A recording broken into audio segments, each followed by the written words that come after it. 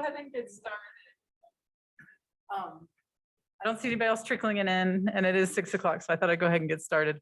Thank you so much for joining us and for helping us with this process. A lot of you look familiar, so I know that you've been able to participate over the past 3 days in this charrette, but some of you have not. We're going to start at the beginning and just give you a quick overview of what we've been through, but we've had the pleasure of meeting with 80 to 100 community members over the past 2 days to speak with them about their hopes, dreams, desires, issues for the transportation system here in downtown Frisco. So we are excited to share with you the results of all of that input. Our consultant team has been very hard at work for the past 3 days. So they have a great presentation planned for you, and they can share with you where we're going from here. So with that, I think I'm going to turn it over to Sagar.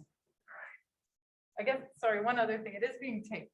So if anybody wants to share this or look at it again, it will be on the friscostreets.com website. Thank you. Thank you, Sagar. Thank you so much, Susan. Hello, everybody. It's really great to be here. We have a pretty packed agenda, so I'll try to go a little quickly. We'll go over with the project overview.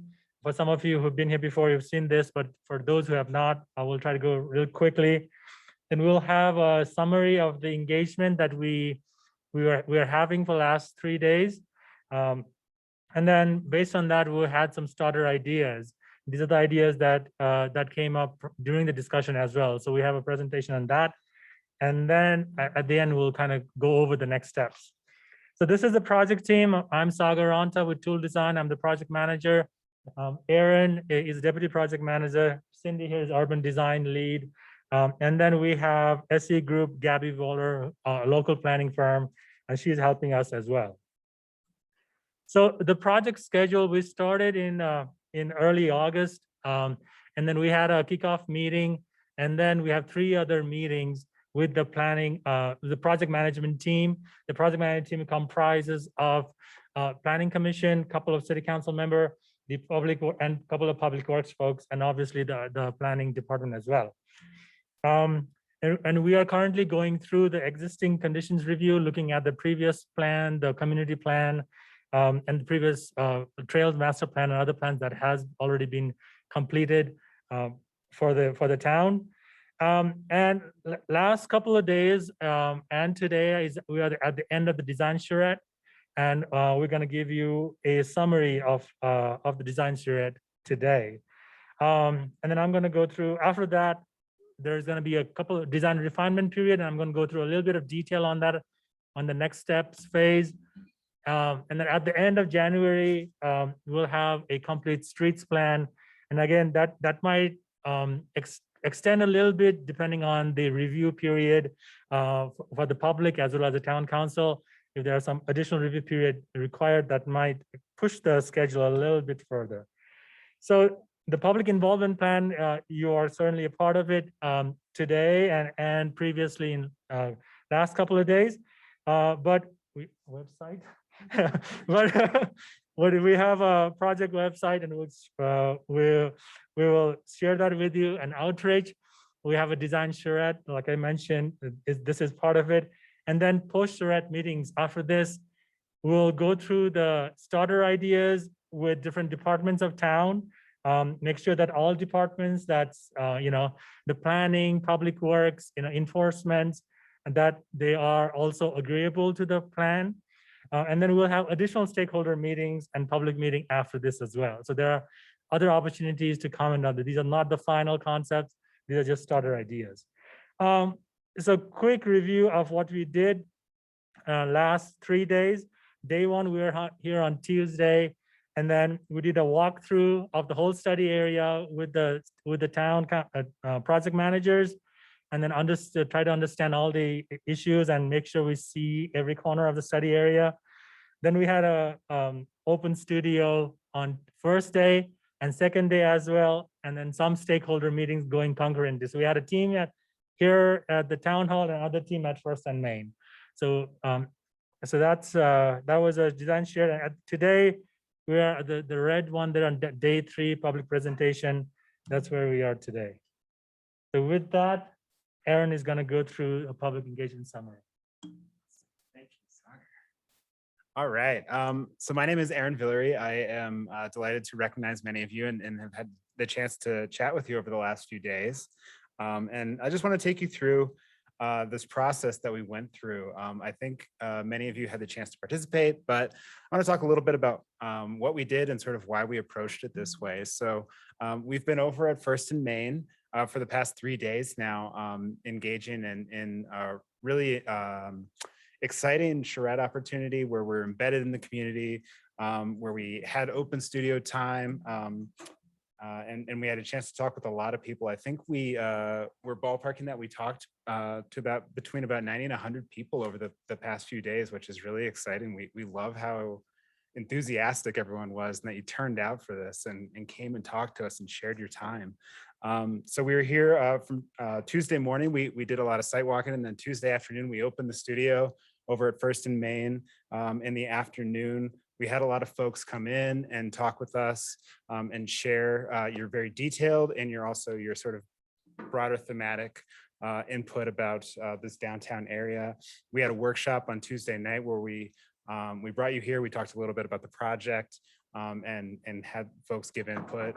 We were open all day yesterday, doing the same thing, having more discussions and conversations, talking with different stakeholder groups. And that's really everyone from fire and emergency services to business owners in downtown Frisco to the public works department, and just really trying to get a really deep feel for the area. And then we're now at the Thursday night workshop where we actually present out. As we like to say, the ink is still drying. So the idea is to really take those conversations while they're fresh and ideate on them in real time. So very exciting.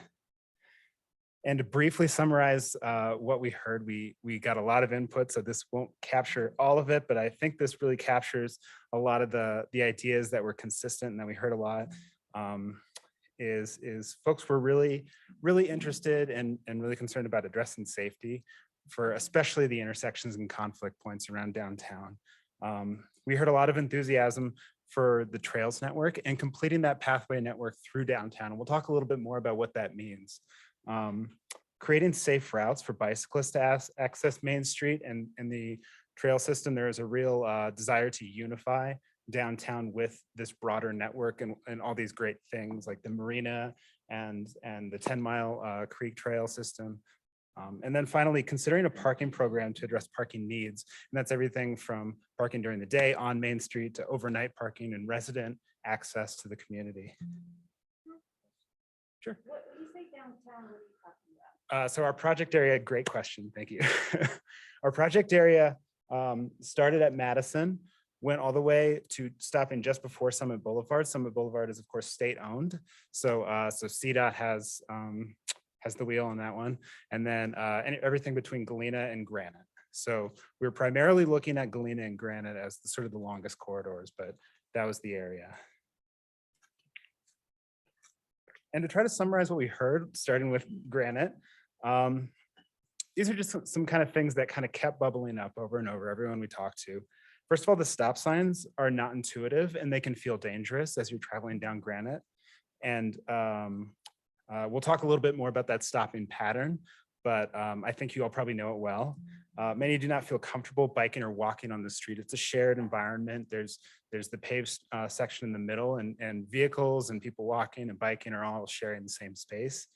And traffic has increased, especially with Main Street being closed, especially with construction happening, and the truck route detour happening off the exit 201.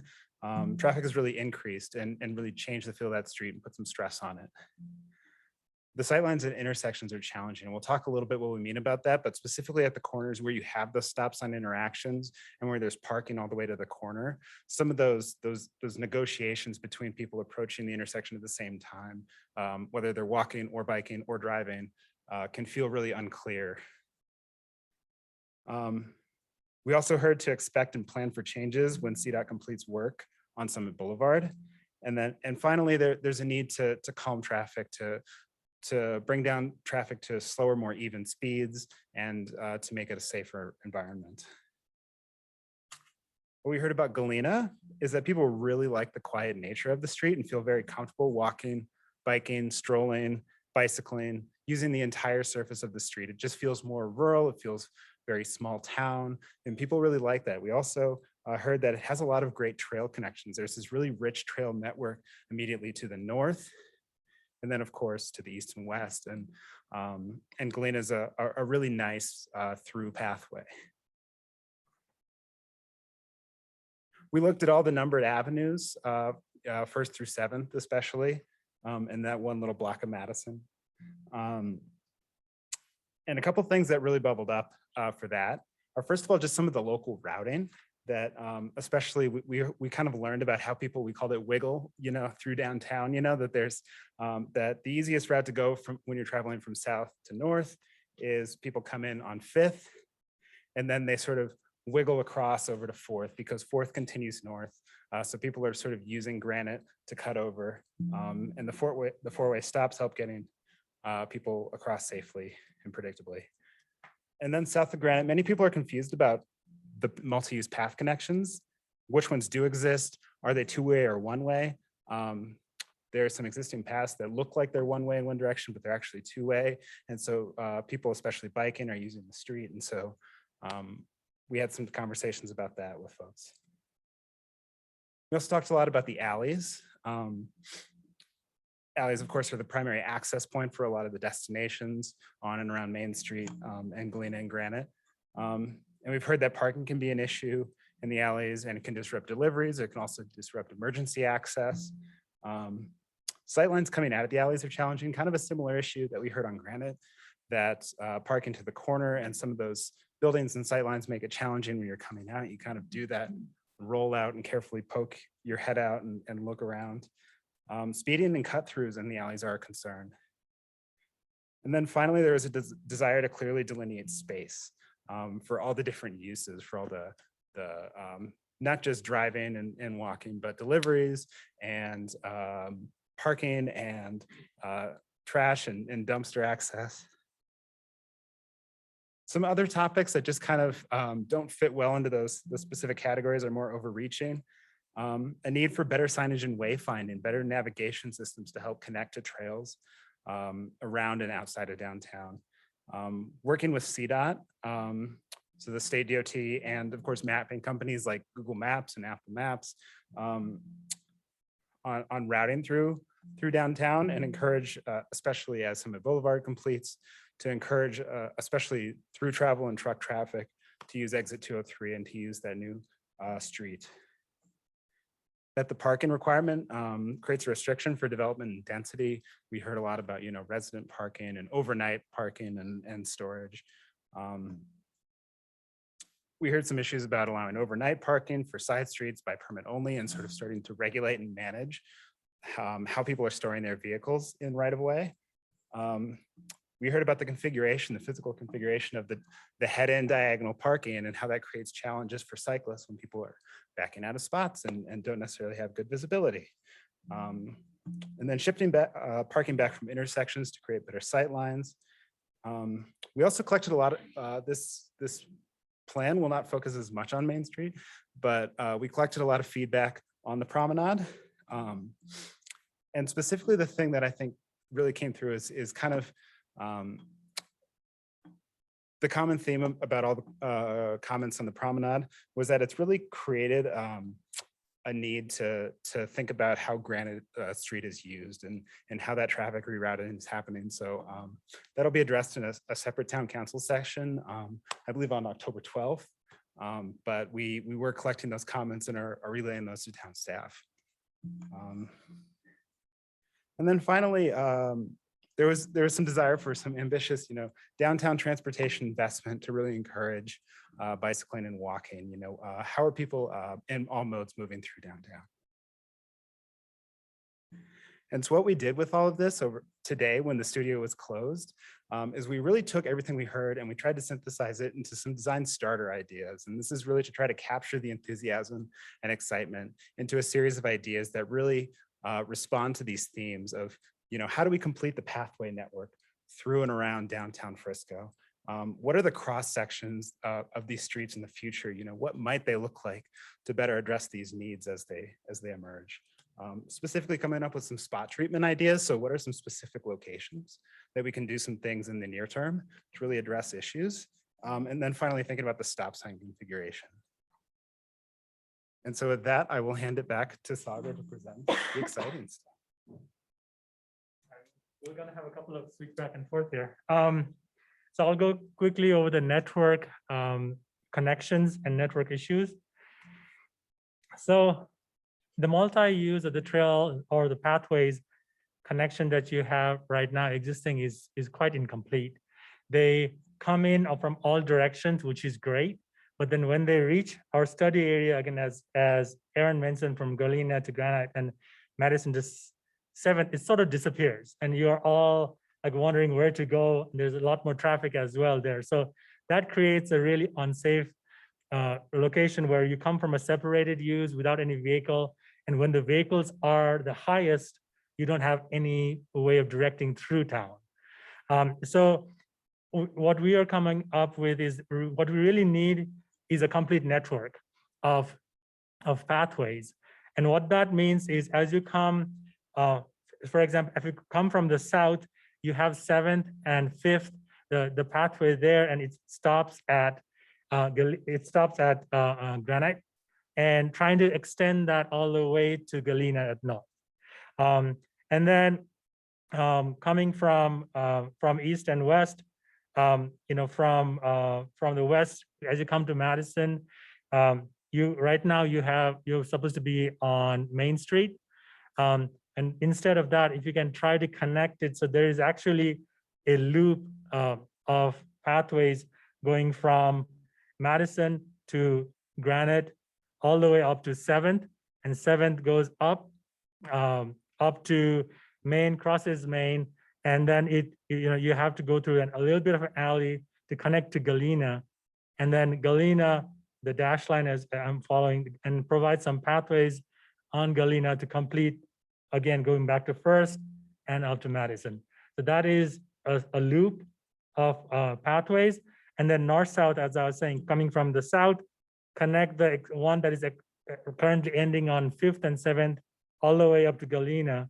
And then coming from the north on 3rd over the bridge, right now, it ends right after the bridge, is extending the south all the way through Main and to the Granite.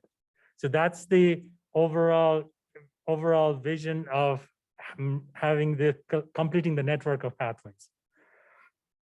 And then I'm gonna, okay.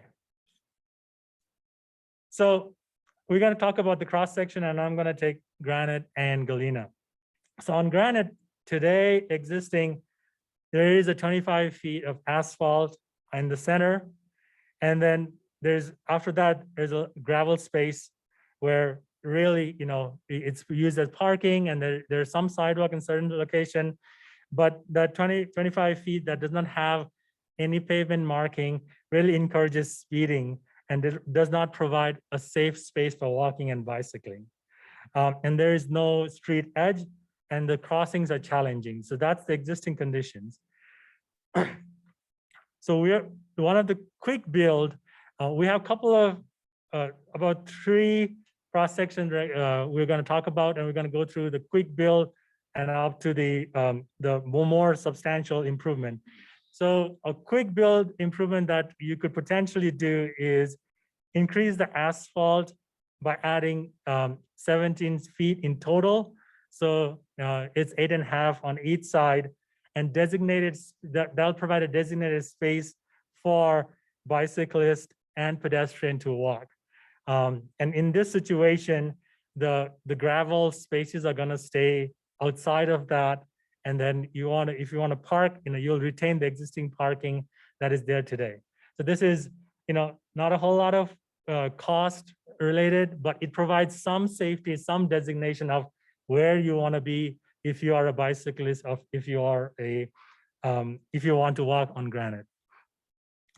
The second option is what we call the pathway extension, which is something very similar to the pictures that you have there on the right, is from 2nd Avenue, where you have that 12 feet of existing pathways that is both direction used by both bicyclists and pedestrian. So using the same is similar, I should say, configuration, extending that on the pathway, as you can see on this picture. This one is looking east. So the pathway that as shown here is actually on the north side. And the reason for the north side is because of the shadows in the winter. So it doesn't stay ice all the time. So it's easier to clean, it's easier to plow. So that's why it's shown on the north side.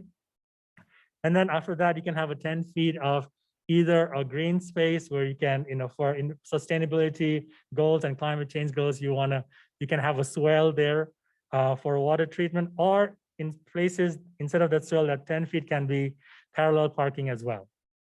Yes, sir. What is the logic of having bicycle and pedestrian in the same space? You walk down Main Street, Right. and we've almost been hit by bicyclists and skateboarders. There are signs up on Main Street, but they Right. appear to only be suggestions and can't be legally enforced. I don't understand the logic of putting pedestrians and bicyclists and skateboarders in the same space. Yeah, I think in this one is the intermediate location. And the reason there is other option, I will show you where we have separated that. And what we are trying to do here is this is not Main Street where there's a lot of volume. This is, so hopefully when there is a lot of volume, that's when you try to separate it.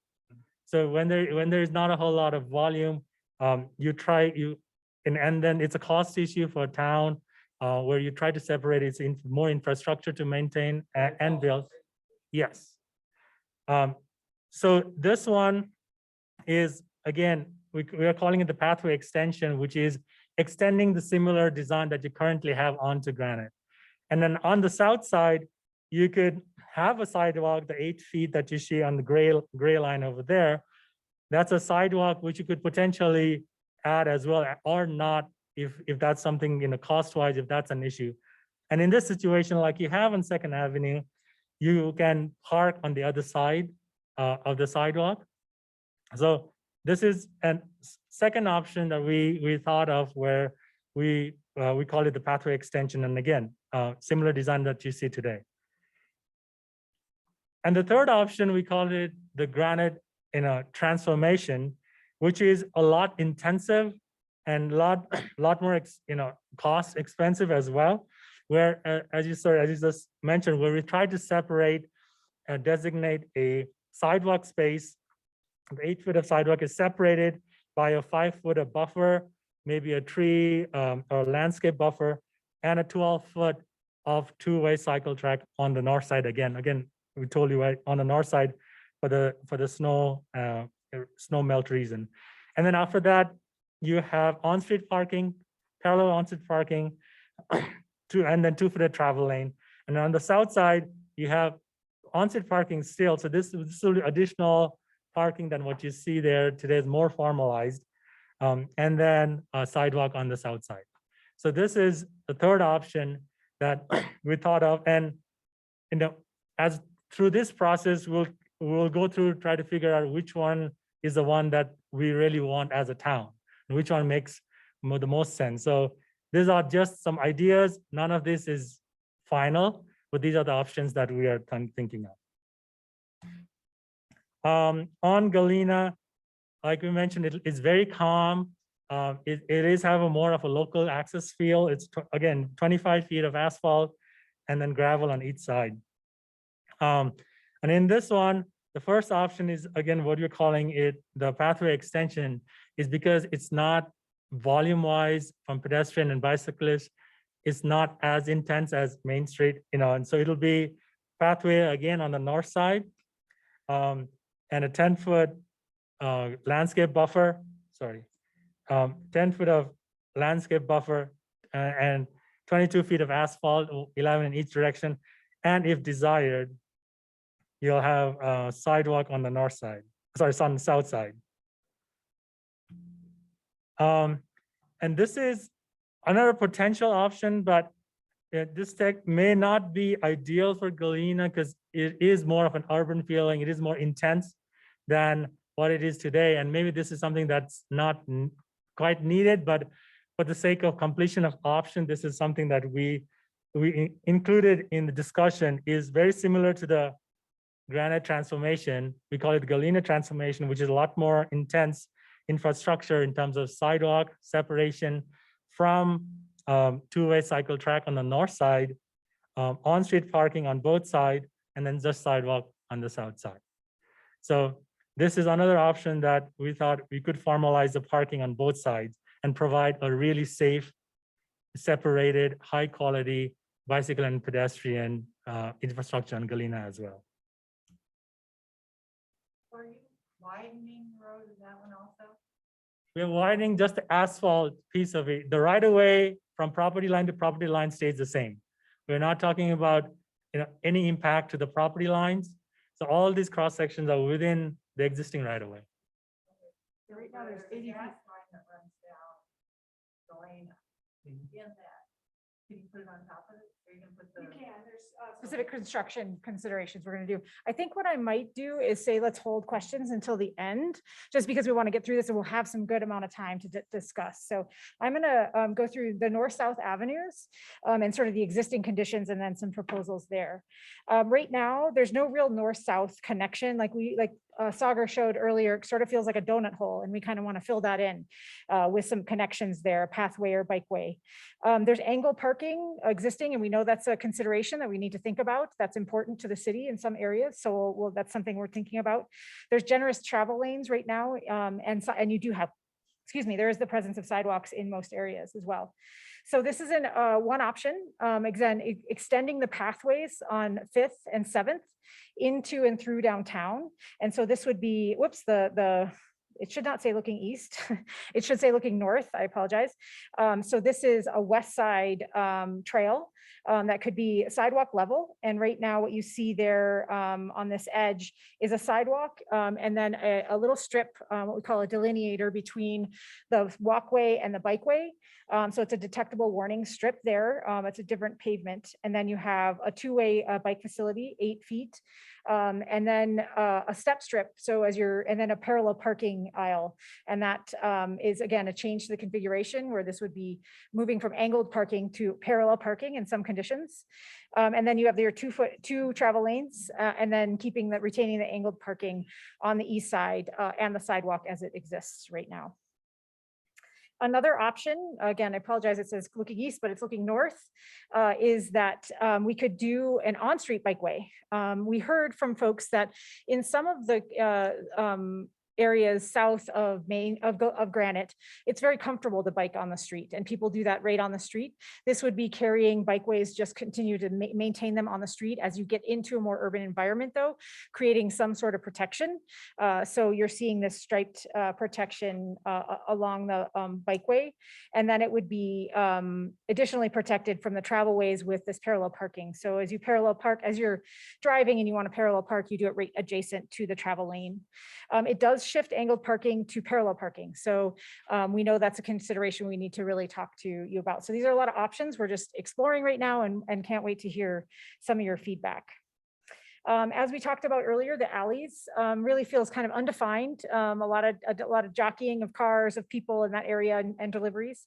There's challenges for the deliveries, fast driving, and those sightline issues. So this is existing, what you have. It's a 40-foot right of way. Some of it's paved, some of it isn't. Typically, it's about 24 feet that's paved. And then it's kind of informalized at the edge. Some places you have more paving than 24. This is an idea to really more define the spaces. So you define the travel lanes by creating, you can do this through material changes or striping at the edges so that you define those travel lanes in both directions. And then you create a defined area for parking areas, for loadings, and for dumpster locations on the edge. And this can happen through, again, striping. It can happen through paving changes, pavers, lots of different options that we've done for different communities. I'm going to go on and speak about our spot treatments. And these are some just ideas, and I can't say they're all location specific, but some ideas to enhance your trail system and then address some of those safety concerns. So one thing, when we talk about your pathway enhancements and thinking about a downtown system, you have a wonderful, Frisco pathway, you're on it.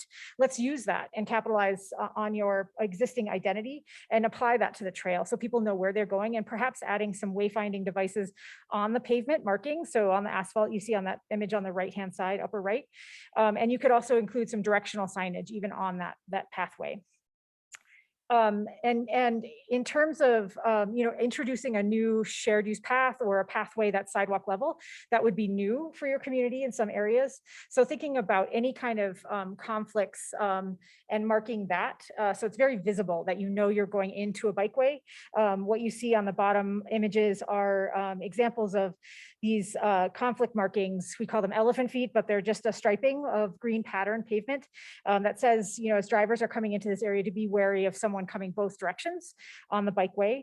And in terms of a kind of a combined path, there's another way to just delineate, just like you do on travel lanes on your roadways, thinking about a dashed line throughout the length of the trail so that people know they're supposed to stay on either side. I know you have that on some of your trails along just a single yellow line. We talked a little bit about those intersections and somehow we can address the safety. You have this on Main Street right now, but what they're called curb extensions. They improve the visibility of pedestrians and they decrease the amount of time a pedestrian is on the roadway. So it's less exposure to potentially an accident or a crash. Angled parking in this instance is set back from those intersections. So there's good ways to design, and we'll show you an example of what you could do at 2nd Street. Opportunities, these bump outs, also curb extensions provide opportunities for green infrastructure or stormwater basins. And we would suggest concluding these at all side street intersections on granite and potentially on granite, depending on that preferred cross section. There's ways we can think about how we can slow everything there and definitely include at alley entrances and exits as well. So here's just a quick example of showing what that might look like. If you look at the top of the graphic where it says 2nd Avenue and add a curb extension, this is where we would create a curb extension environment. You would take, some parking out of parking opportunity and add that in. And you could do this really quickly. This could be a retrofit right now where you would do assignment striping. You change the striping, you might add some flex posts, which are taller delineators so people can't park in that area. And it just test it out, see how it goes and see how it feels. And then you could come back in when you have the funding in place to reconstruct this as a concrete buffer bump out, just like you have on Main Street. High visibility crosswalks, these are things you already have on Main Street. And we would suggest doing this at other really high volume pedestrian areas. If you're expecting more pedestrians or you want to encourage more pedestrians to be there. It really does help. There's a lot of safety studies that have been done on use of high visibility crosswalks, and including that where you can, especially near schools, is definitely a high recommendation from us. And I'll turn it back over to Sagar, who's going to talk about another option at Madison and Granite. We heard a lot about intersection of Madison and Granite because it is, really a long asphalt and it is very wide. Its gravel goes all the way to almost to the building line. And the way to improve that is really defining the curb and tightening the radius so you're not zipping past. I heard somebody say it's called like Madison 500 or Granite 500, so making sure that people are really slowing down as you turn the corner. And for that, you can formalize the intersection that which slows the speed and really improve the sight distance as you sight lines as you come towards the intersection. The other one that we really heard about is parking, especially where there are bicyclists on the travel lane, and you have angle parking where right now the way it is, you got to head in parking, or you back out and you don't see it. It's very unsafe. So one option to do that is simply to change the alignment of the parking so you have a head out parking. And it's something that is done historically in old towns where you used to have horses and you back the horses to get the cargo out. So it's really a easier step than a parallel parking. You only have, 2 steps where you go in and back in and back in. This is just a series of pictures of, these head out parking or back in parking being done. And then, it really helps in terms of getting the trunk out where when you have to store, when you go shopping and you get the equipment out, you are in the sidewalk and you're not in a travel lane trying to, make sure that you don't have to unsafe with the guys of cars in the travel lane. And then especially this is the reason that we are recommending where, if you are a bicyclist on the travel lane, when you do a head out parking, the driver is actually looking for you and can see you and not blindly be back out in the travel lane. So that's something that to consider. It's a low hanging fruit, but of course it's a new way of parking, and it's going to take some learning, learning experience. Some of the we heard a lot about stop signs, and the main issue that we noticed is that it is really inconsistent. Where when you come on Granite, especially, and the first stop is on Second, and the north-south does not stop. And then as you head east, the next one is on 4th, and then next one is on 5th, and then there's none. So there's really inconsistent way of stop, and it really gets confusing. And an always stop on Main, you have, like earlier mentioned, you have an always stop on 4th and Main, and everybody who's going north and south try to go to 4th. And that really creates a wriggle and also some concentration of traffic on 4th and Main. So a potential way to change the stop sign is try to make it as intuitive as possible.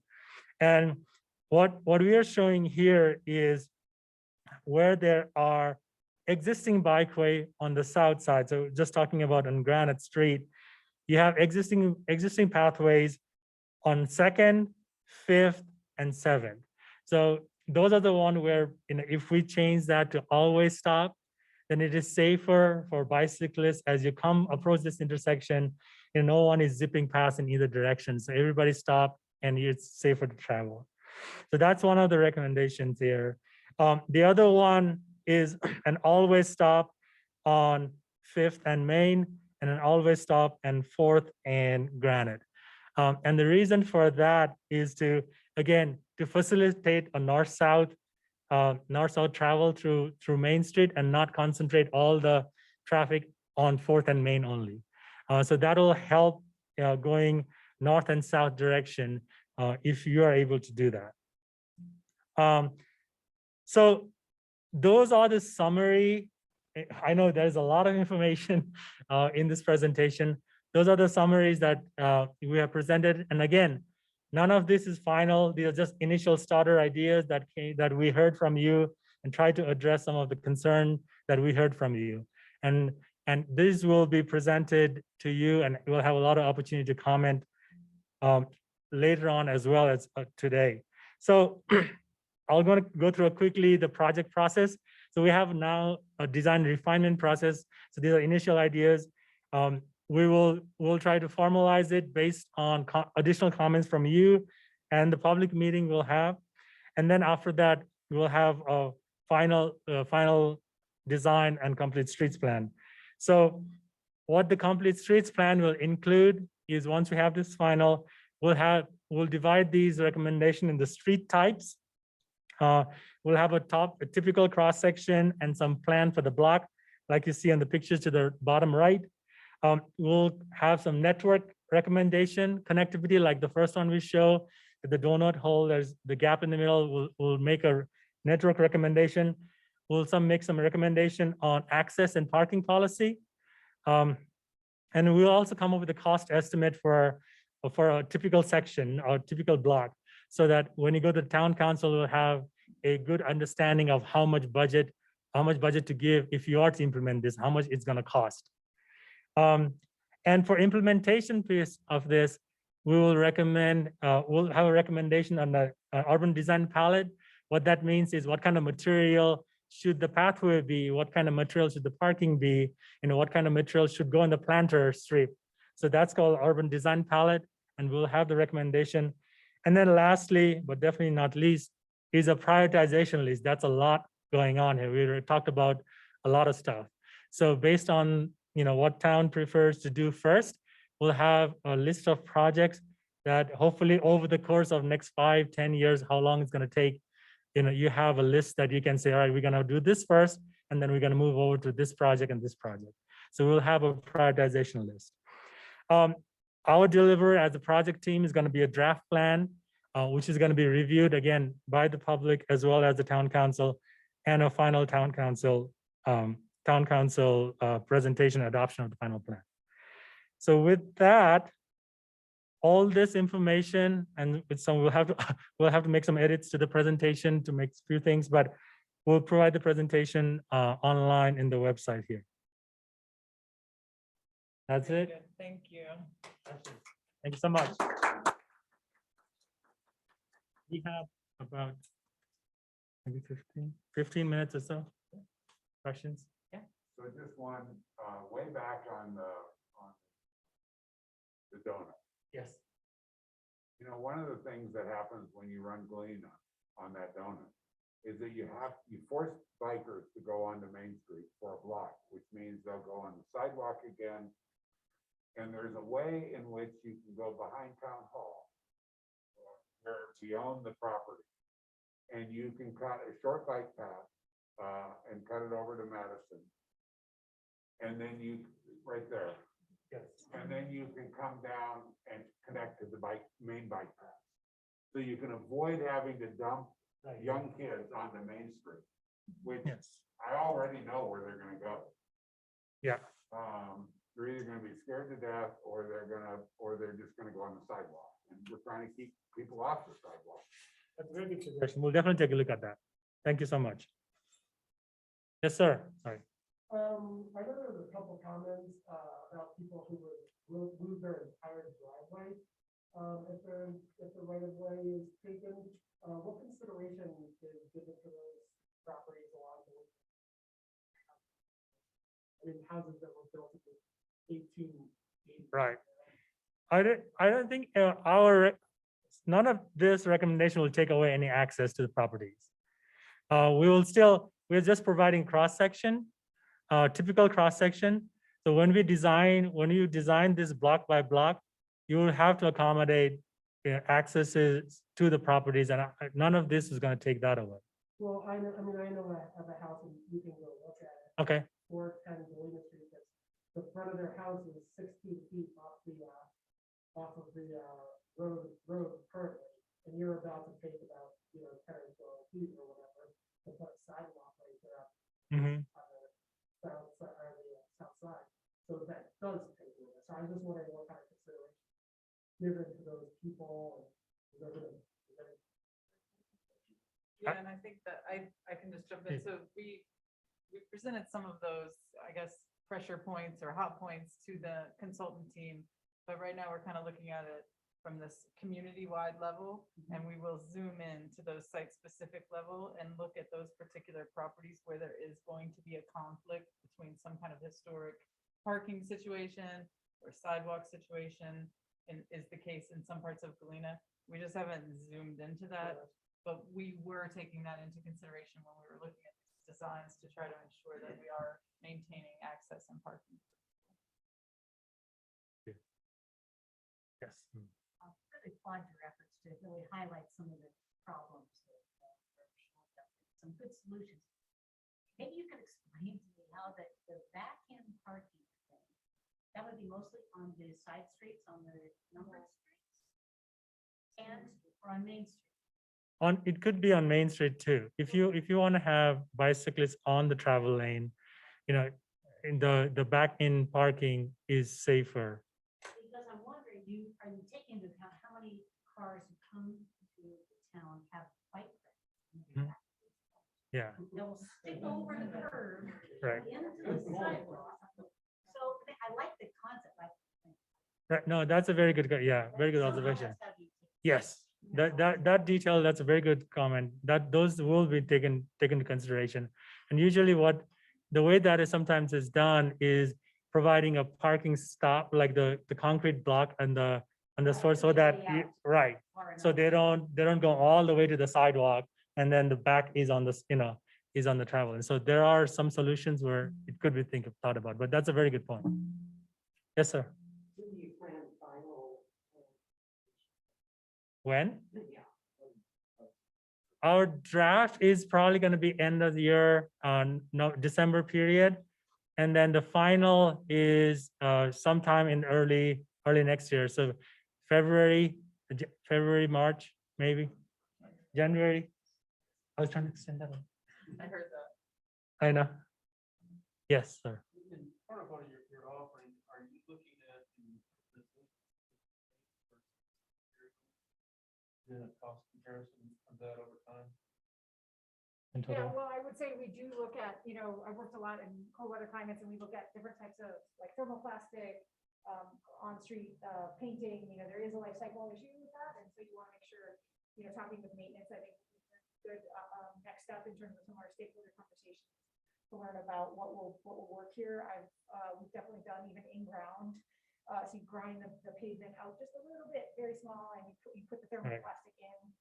So some of those options will be something we'll be talking with maintenance. Thank you. Yes, ma'am. The connection on 7th that you're proposing through the Colorado Workforce Center property, Yes. is that, what do you know that I don't know? The town and county have been speaking with the workforce center about the potential for housing development. And so you route the bike path. It's through it? just an It's idea. Yeah. Yeah, it's just an idea. It's one way to kind of promote the idea that those are going to be, local workforce housing, that maybe there's a reduced need for cars and an increased opportunity for bike mobility there.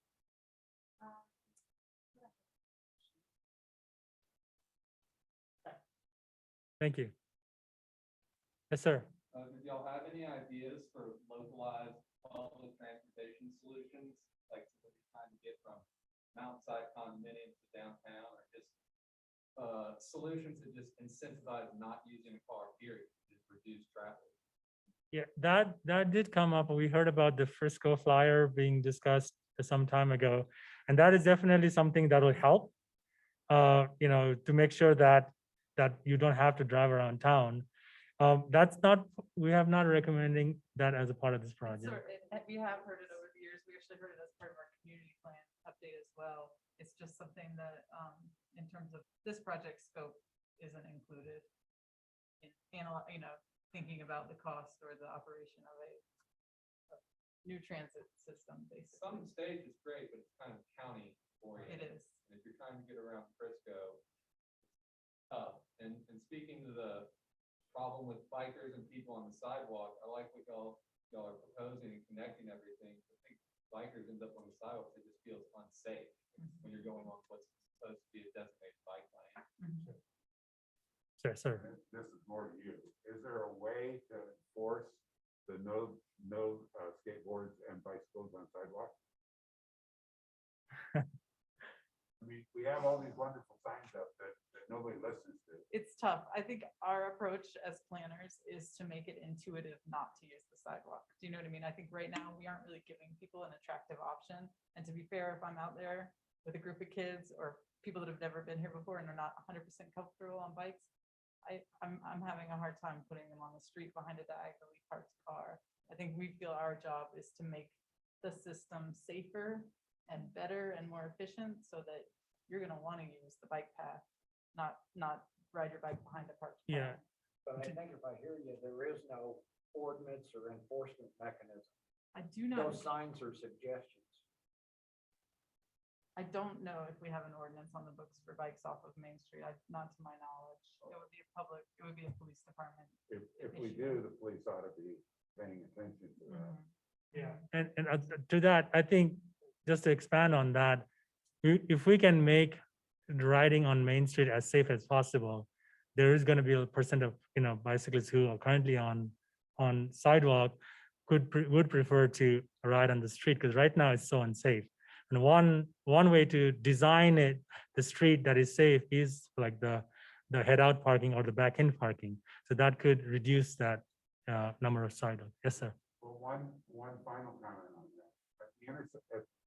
Given CDOT has done all this wonderful new stuff at Main and Highway 9, are we going to make that a bike area for people to cross, or are we going to push everybody to the crosswalk? That's now one crosswalk across the Highway 9s. Or is there a way to, it used to be there was a Sherrill cross there, but is there any way to actually create a green area or something so bikes can sit in there? So one of the things we heard from talking with Don, I think, was that there is the idea to stripe an additional crosswalk across Main Street on the west side. So you would this have- on the South side or north side? sorry, yeah, north side, sorry. Yeah, North of- orientation, sorry, this side right here. Right. So you would have a crossing. There is an option to stripe it differently. Oftentimes we don't use that green paint unless you're going to some sort of protected facility.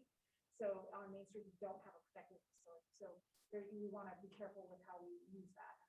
But certainly thinking about additional crossing on that side. There, There you he's, go. I think you guys might be talking about two different things. CDOT's plan for that intersection is to have three sides of the box, if you will, the west, the south, and the east. That's it. And what Cindy's talking about is the type of crossing markings that you are allowed to use based on the facility that you have. Right now, it's a crosswalk, so they're using the white dash. Am I hearing you right? Yeah, and I meant to say that they are doing that three Right. different crossings. That's So coming west out of the marina, will bikes be allowed to be on the north side of the No. street? If they are traveling with traffic, with vehicular traffic, they can cross, but there will not be a protected crosswalk on the north side of that But intersection. there won't even be a protected bike spot? Because that's a right turn lane or a straight ahead lane. So it's always been a little challenging to be in that, sitting between the two cars. Yes. I think that you guys did a great job. And, it's like a little bit, my one question, another question would be, who's in charge of snow removal on sidewalk, on the new sidewalks and the new bike paths? Homeowner or town? Our Public Works Department removes snow from sidewalks and streets, and we would have to work through all the details, but I envision that that would move forward in a similar way. There's one hand on the side, I thought.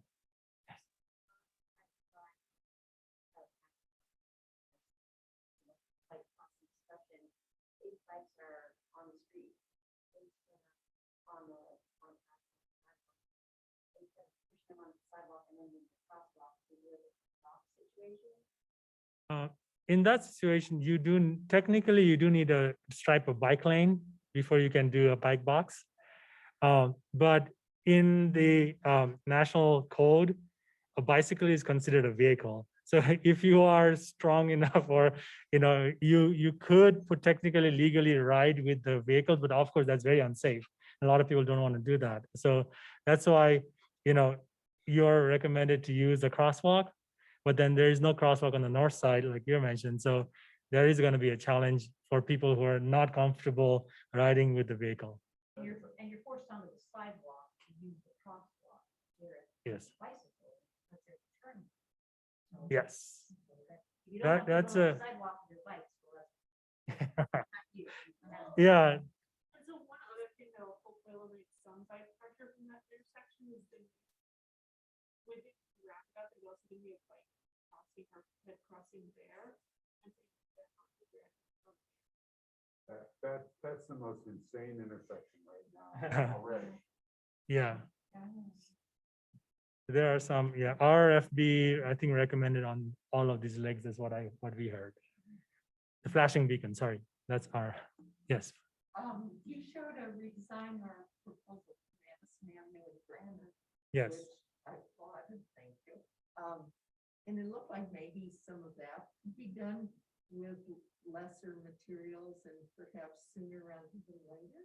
Yes, I mean, how it could, do we pressure council or have our voices been heard loud enough on that matter?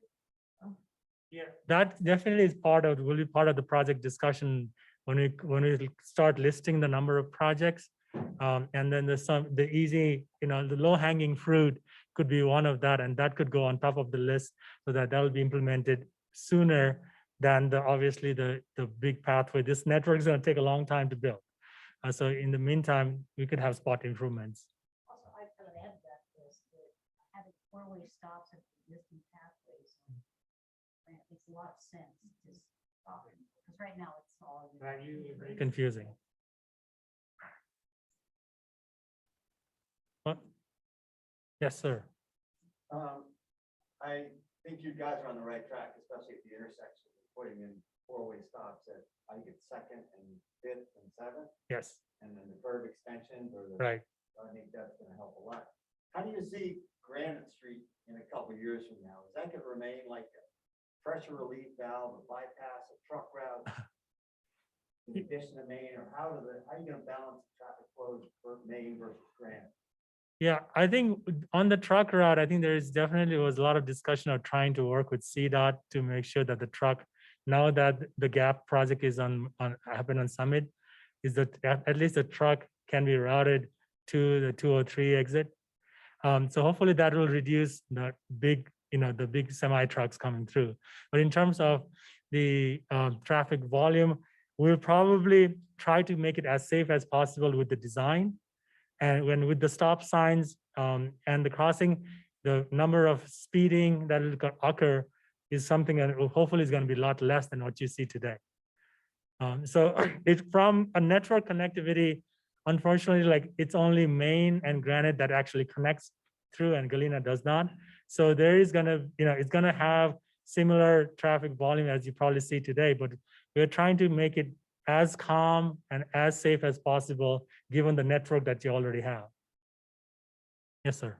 Was there any consideration of putting four-way stops all the way down Granite? I find that when I travel Granite, even if I don't have a stop sign, I slow down almost to a stop for fear that people coming the other way aren't going to honor the stop sign. So if people do that, Yeah. you almost have a four-way stop without a sign. Yeah. Has anybody considered that? It's a pain, Right. but yet, once people become accustomed to it, I would think it would be a heck of a lot safer. Yeah, I think that's not gonna, I think from a traffic operation and circulation perspective, that's probably gonna create a lot of issues in terms of having to stop at every block, every intersection.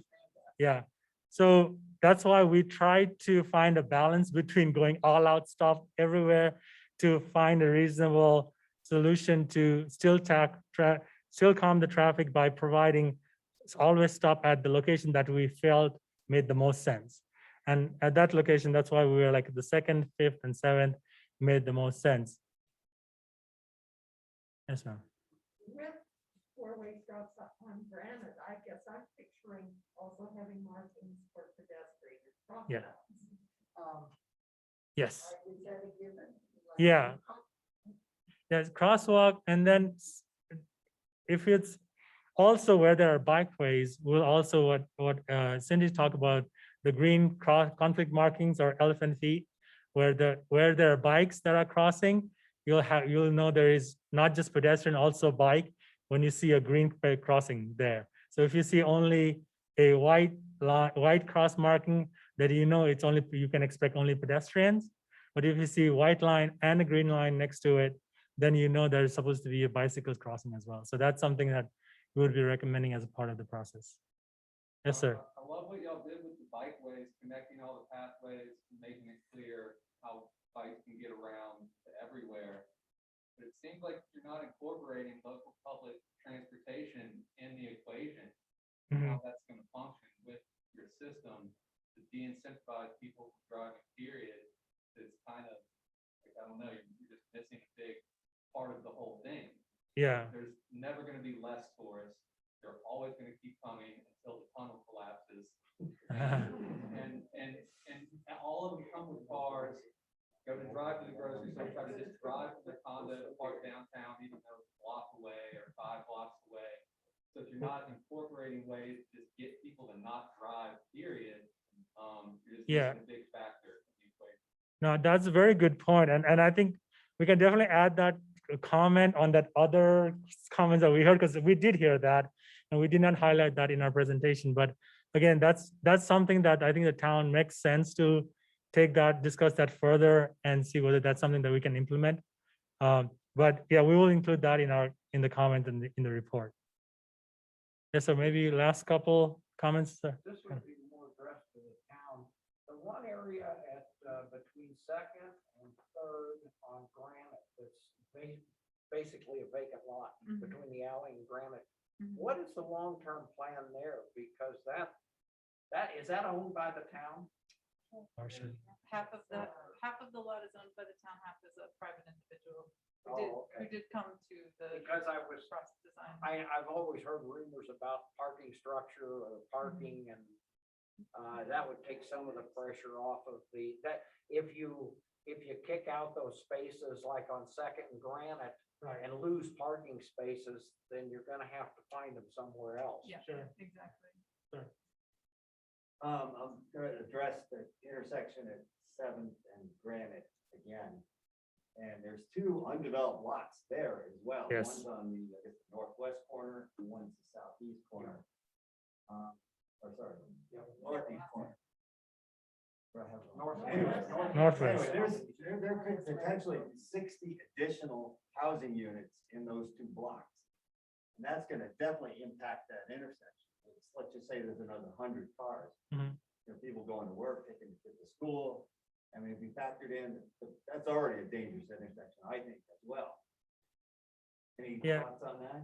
I think that would, like, from our recommendation, obviously, the impact of the development is something that they would have to look into in terms of access as well as impact on the intersection.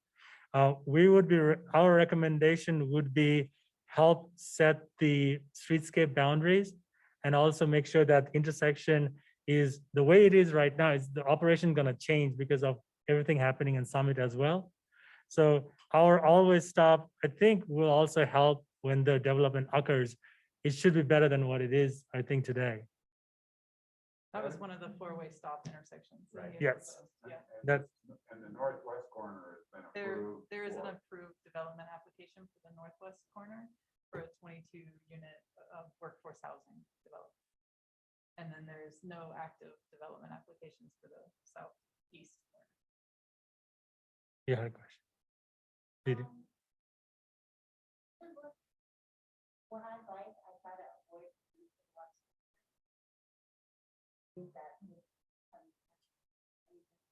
Bikeway there, Mhm. awesome, but I'm just wondering if we put forward something, which I don't have any problem with forward stop, but it's quite encouraged more. Yeah, that's a good point. Yeah. Yes. On Granite Street where you do not have the 4-way stops, Mhm. will there be pedestrian crossings on these other intersections? There will be pedestrian intersection crossing where there are stop signs. So if, for example, on Third, on Third north-south will have stop signs. So crossing Third, there will be crosswalks, but not on crossing Granite, because Granite is not going to have a stop sign on Third. So if, for instance, first Granite, Town Hall area, we cross Granite from First to Town Hall, the stop sign, to the bus stops. There would be no designated crosswalks on Granite. In this design, no, there will not be. There will be, where there will be crosswalk is where there are stop signs, if that makes sense. Cars and trucks just don't yield anymore. Pedestrians, they're just, Yeah. worried about our kids. Thank you so much. Yeah. Thank you Thanks. guys all so much for participating. We appreciate it. We can't do this without your feedback and input, so it is really valuable. And we hope that you'll stay tuned with the Frisco Complete Streets website to carry on with the process. So we appreciate it. Thank you, guys. Thank you. Susan, thank you. You're welcome. Thanks for coming.